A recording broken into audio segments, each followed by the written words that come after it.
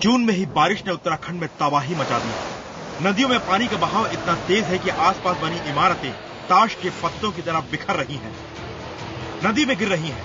तस्वीरें तबाही की कहानी बयां कर रही हैं।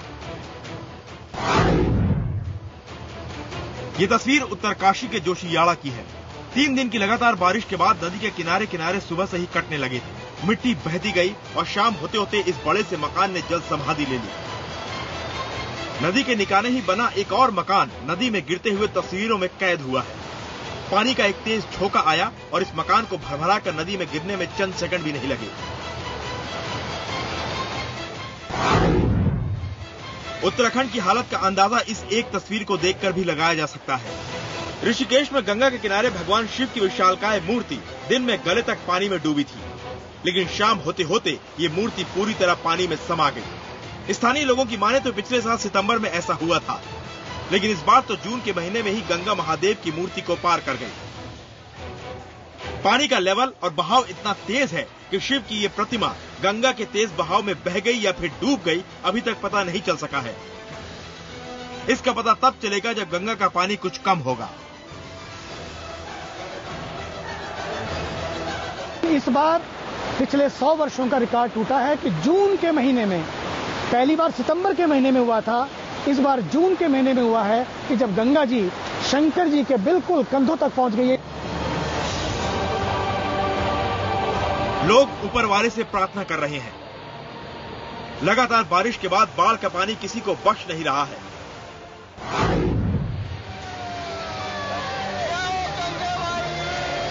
उत्तरकाशी में मौजूद इस मंदिर को देखिए। भगीरथी नदी के तेज बहाव के आगे ये ज्यादा देर तक नहीं टिक पाया।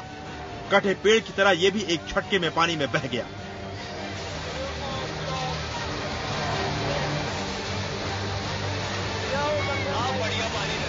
उत्तरकाशी में ही भारत घाट और केदार घाट पूरी तरह से डूब चुका है।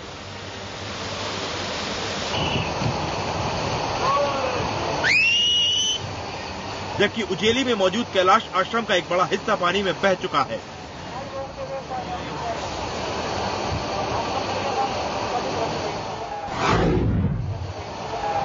बिजली के इस खंभे को देखिए। ये खंभा माया कर रहा है कि पानी का स्तर किस कदर ऊपर बढ़ रहा है।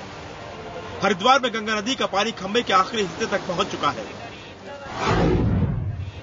हरिद्वार में बारिश इतनी ज्यादा हो रही है, इसका अंदाजा इन 3 तस्वीरों को देखकर भी लगाया जा सकता है। इंसान, मशीन या जानवर, सभी पर कुदरत का कहर टूट रहा है। आशियाने पानी में बह गए हैं। आश्रय की तलाश में इंसान और जानवर दोनों सुरक्षित जगह की तलाश कर रहे हैं। बाढ़ में फंसे लोगों के हालात जानने के लिए IBN-7 राहत कर्मियों के साथ बोट में उनके पास गया। चारों तरफ पानी ही पानी और बीच में ये एक झोपड़ी। अचानक पानी बढ़ने से ये लोग फंस गए और खुद को बचाने के लिए झोपड़ी के ऊपर बने मचान में दुबक गए। कई घंटों के बाद इन्हें यहाँ से निकाला गया।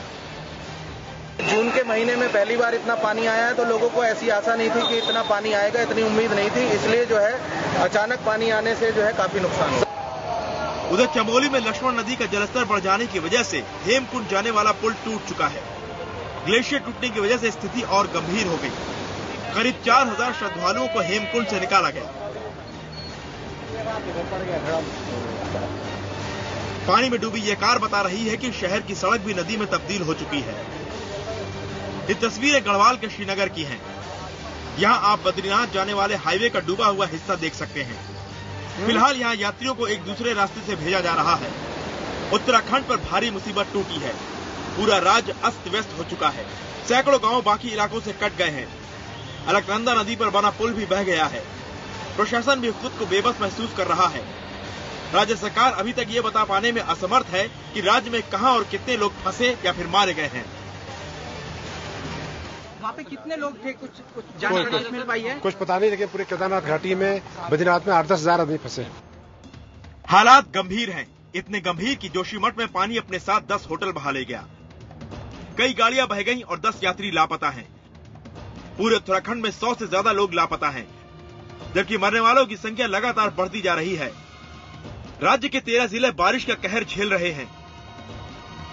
पूरे राज्य में 40,000 से भी ज्यादा टूरिस्ट जगह जगह फंसे हुए हैं। 9 साढ़े 9 बजे खुलेगा ये और अब जाके रोड क्लियर होने की तैयारी हो रही है। ऐसे में कम से कम इनको प्रशासन को व्यवस्था करना चाहिए। यहाँ आने के बाद पता चला कि पहाड़ गिरा है तो रास्ता बंद 1 घंटे से खड़े हैं, 6 घंटे से यहाँ खड़े हैं। वहीं हरिद्वार में गंगा नदी खतरे के निशान से ऊपर बह रही है। पानी के तेज बहाव की वजह से ऋषिकेश के ऐतिहासिक राम झूले का एक रास्ता टूट गया। ये पुल सालों से ऋषिकेश के दोनों छोरों को जोड़ने का काम कर रहा है।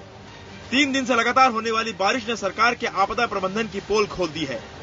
राज्य का आपदा प्रबंधन विभाग नकारा साबित हो रहा है। भारी बारिश और सड़कें टूट जाने की वजह से संचार व्यवस्था भी पूरी तरह से ध्वस्त हो गई है।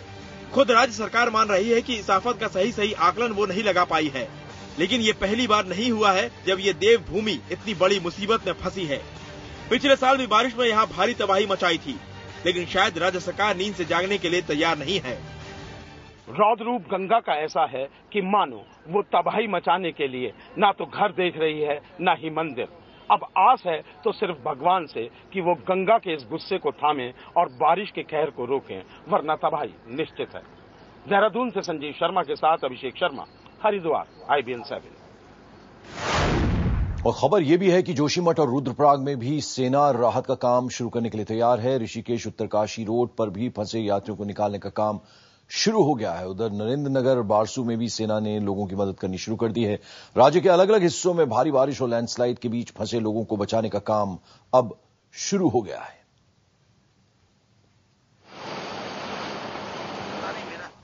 और ये तो पहाड़ों की बात है। पहाड़ों को छोड़िए, गुजरात के वो इलाके जो चंद हफ्ते पहले सूखे का रोना रो रहे थे, अब बाढ़ के खतरे से 2-4 है।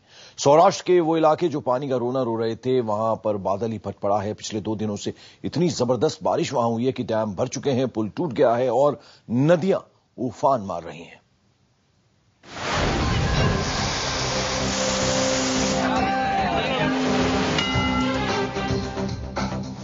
बेकाबू पानी की ये तस्वीरें हैं गुजरात के अमरेली की। कुछ वक्त पहले सौराष्ट्र के इस इलाके में अकाल जैसे हालात थे, लेकिन कुदरत अब भी यहाँ से रूठी है। सूखे के बाद अब बाढ़ जैसे हालात से 2-4 है ये इलाका।